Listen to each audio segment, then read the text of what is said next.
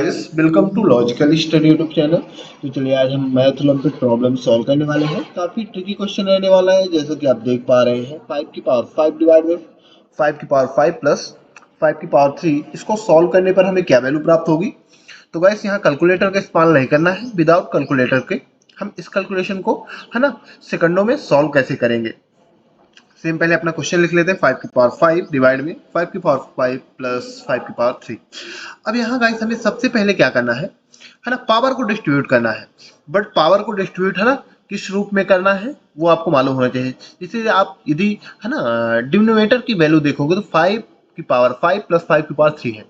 तो यदि है ना 5 की पावर 3 यहाँ से मिल सकती है, यदि हम इसको डिस्ट्रीब्यूट करें तो 5 की पावर 3 मिल सकती है, क्योंकि 5 की पावर 5 के अंदर ही 5 की पावर 3 छुपी हुई है, राइट। बट 5 की पावर 3 में 5 की पावर 5 नहीं मिल सकती, यानी हम इसको डिस्ट्रीब्यूट करेंगे क्योंकि हमें कॉमन है ना, कॉमन हम यहां से लेके। तो आगे हम थोड़ा सा इसको इस प्रकार लिख सकते हैं। ऊपर भी हम डिस्ट्रीब्यूट करेंगे 5 की पावर 3 प्लस 5 की पावर 2, राइट। 3 प्लस 2 के रूप में, क्योंकि हमें 3 यहाँ से कॉमन मिल जाएगा। और नीचे भी हम 5 की पावर 5 को 5 प्लस 5 की पावर 3 प्लस 2 प्लस 5 की पावर 3। अब इस रूप में हमने है ना पावर को डिस्ट्रीब्यूट कर दिया है 5 की पावर 5 को।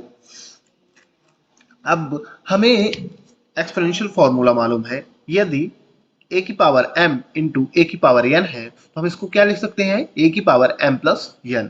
उसी प्रकार गाइस a की पावर m प्लस n को हम यदि हम है ना तोड़ के लिखेंगे तो सेम है ना a की पावर m इंटू ए की पावर n, राइट। सेम हम यहाँ ये फॉर्मूला पुट करेंगे है ना।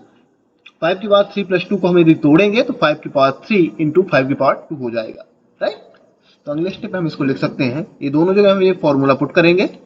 5 की पावर 3 इंटू 5 की पावर 2 डिवाइड में 5 की पावर 3 इंटू 5 की पावर 2 प्लस 5 की पावर 3। अब यहाँ आपको समझ में आ गया होगा इसको हमने इस प्रकार है ना तोड़कर क्यों लिखा है पावर को। अब यहाँ आप देखोगे तो 5 की पावर 3 कॉमन आ जाएगा। 5 की पावर 3 दोनों टर्म्स में डिनोमिनेटर में है, कॉमन ले लेंगे तो ये अगले स्टेप में आ जाएगा।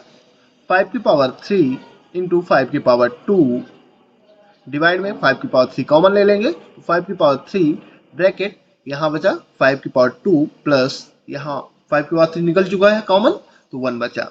अब 5 की पावर 3 से 5 की पावर 3 है ना आपस में कैंसिल हो जाएंगे, ये सेम है वैल्यू। तो अगले स्टेप में क्या आ जाएगा गाइस, अगले स्टेप में आ जाएगा 5 की पावर 2 यानी 5 का 2 टाइम मल्टीप्लाई तो 25 आ जाएगा। और यहाँ ब्रैकेट को सॉल्व करोगे तो 5 का है ना स्क्वायर है यानी 5 का 2 टाइम मल्टीप्लाई तो 25 प्लस 1 26 आ जाएगा। गाइस यही हमारा इसका आंसर होगा है ना, एक्चुअल आंसर होगा। चलिए एक क्वेश्चन और देख लेते हैं, जिससे आपको यदि इस प्रकार के क्वेश्चन मिलते हैं तो क्लियर हो जाएगा कि उनको हम कैसे सॉल्व कर सकते हैं।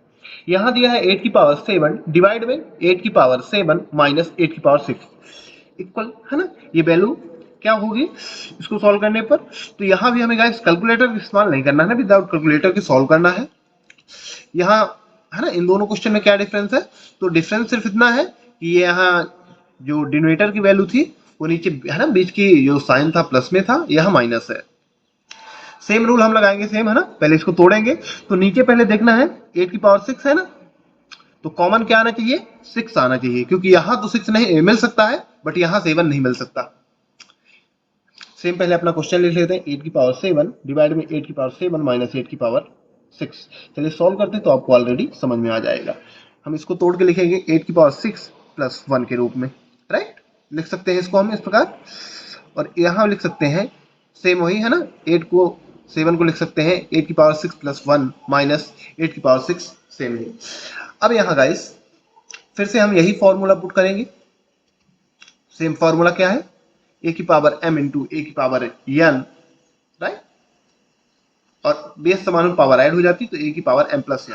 सेम फॉर्मूला यहाँ पुट करेंगे है ना, तो ए की पावर m प्लस n के रूप में ये है ना क्वेश्चन में दिया हुआ है, तो ये है ना ए की पावर m इंटू ए की पावर n के रूप में हम इसको डिस्ट्रीब्यूट करेंगे पावर को।